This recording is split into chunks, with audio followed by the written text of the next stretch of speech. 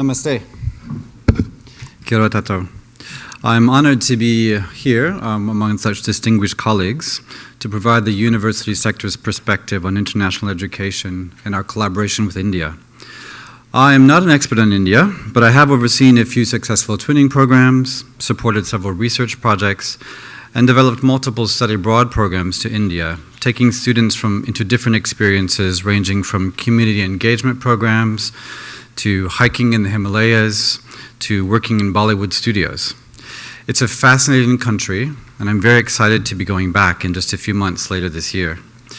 The university sector is working collectively with our Crown agency, Education New Zealand, to develop a strong India engagement strategy. I've been asked to speak on why New Zealand universities are interested in India and why India should be interested in us. I'm French and American with a long career in Europe and the US and came to New Zealand about 2 years ago. As such, I'm not sure I'm the most convincing witness on the Kiwi educational experience, so I'd like to start by giving the floor to an Indian student who has experienced this firsthand, if we can watch a short video.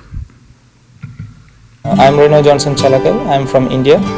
I'm doing my PhD at University of Auckland, New Zealand in Electrical and Computer Engineering Department. I'm doing my PhD in retinal image processing.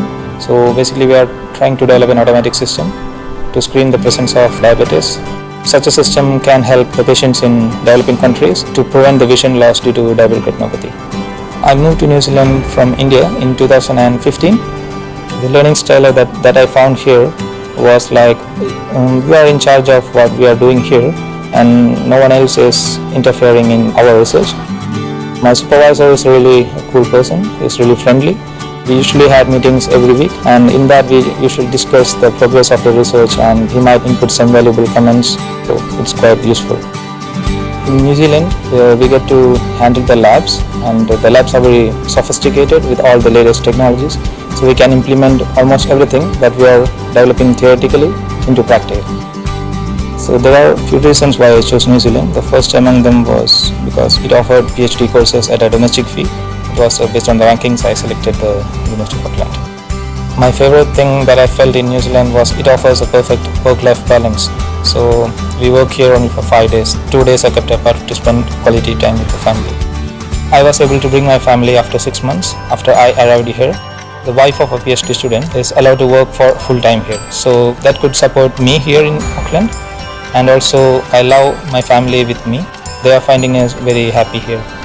I recommend students coming here to study in New Zealand, especially for PhD. It's such a lovely place to live in and the people here are so friendly. It's a really good place to come in for study.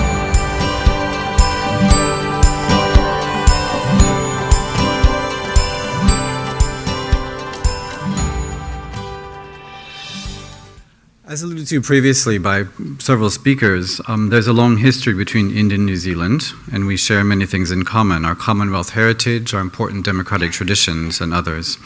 The government's vision for India is to become a core trade, economic, political, and educational partner. The university sector welcomes this focus, as our relations with India are not as well established as we would like them to be. At dinner last night, Dr. Pai laid out the sheer size and importance of the Indian education system and economy, including the growing number of Indians pursuing their education in other countries. As Grant McPherson mentioned a moment ago, last year international education was the largest export from New Zealand to India. Indian students are New Zealand's second largest international student group. But this has been primarily in the sub-university sector, with fairly low levels of enrollment among the 8 universities, 1,400 Indian students in 2015 across the 8 universities. However, recent government policy shifts, along with our shared focus on strengthening our university-level collaboration with India, is now seeing growth in the university sector, with enrollments up nearly 20% in 2016. India at my university is currently the second largest source of postgraduate enrollments for the University of Auckland, where we enroll 1 in 4 international students in the university sector here. Indian students are bringing incredible talent to our postgraduate programs, both at master's and doctoral levels, particularly in STEM. We're working alongside Education New Zealand on both the Universities of New Zealand and a University of Auckland strategy for increased engagement with India. Our Vice Chancellors have approved a series of recommendations for this work. We're seeking to strengthen our core operations and internal admissions and degree specializations. We want to build institutional engagement through strategic partnerships with Indian universities. We want to ensure our immigration policy is fit for purpose for Indian students, to expand our in-market recruitment infrastructure, and to position New Zealand brand on careers for the future. A further report has been commissioned from SANAM and will be discussed with our University of New Zealand stakeholders group later this month here in Auckland. We expect that discussion will likely call for government-to-government funding to support research collaboration, student mobility, and more strategic partnership work. This is frequently raised by my team traveling in India, 3 of them this week. At the University of Auckland, we're committed to engaging in both directions, and I'm really happy to announce that we have launched our internship in Mumbai program just this week with funding for 10 students through the Prime Minister's Scholarship for Asia.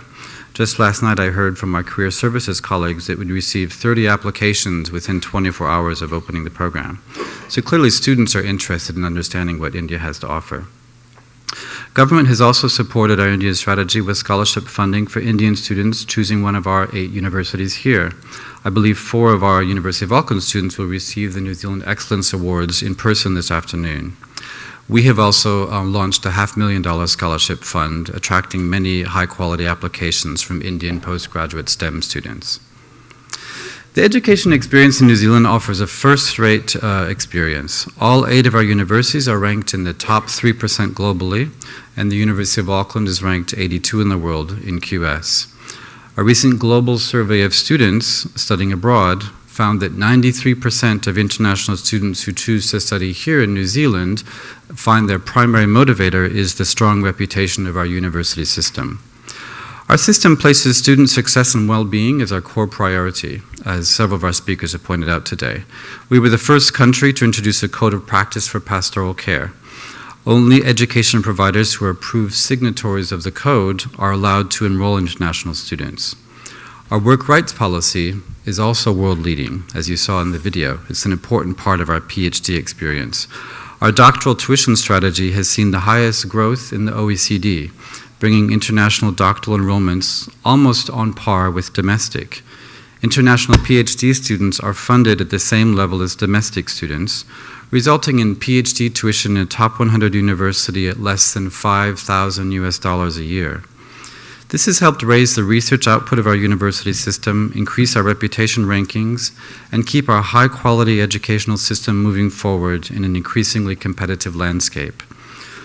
1 in 4 international PhD graduates in New Zealand remain in New Zealand 5 years after graduation, helping to drive our innovative economy. Add to this that almost half of our domestic graduates also have an overseas experience within 5 years of graduating, and that 3/4 of our researchers have done a significant component of their careers overseas, and you have a vibrant ecosystem for a very successful research enterprise here in New Zealand. The tide of nationalism is not excluded from New Zealand. This is a country which understands how integral new ideas and new energy is to moving us forward. There's certainly a debate here as we head to national elections regarding the right level of immigration. Contrary to my experience working in the UK and in the US, no one here is talking about building a wall. Here in the Auckland region, nearly 1 in 2 workers was born in another country. To be truly successful, we need to attract students who have the best potential for positive outcomes in New Zealand. These are the students coming to New Zealand to study high-value programs that can put them on the path to further study or to work in high-demand areas in New Zealand, India, or anywhere in the world. Let me conclude with a very short video that illustrates how we think about this at the University of Auckland. It sums up our unique style of education that increasing numbers of Indian students are seeking.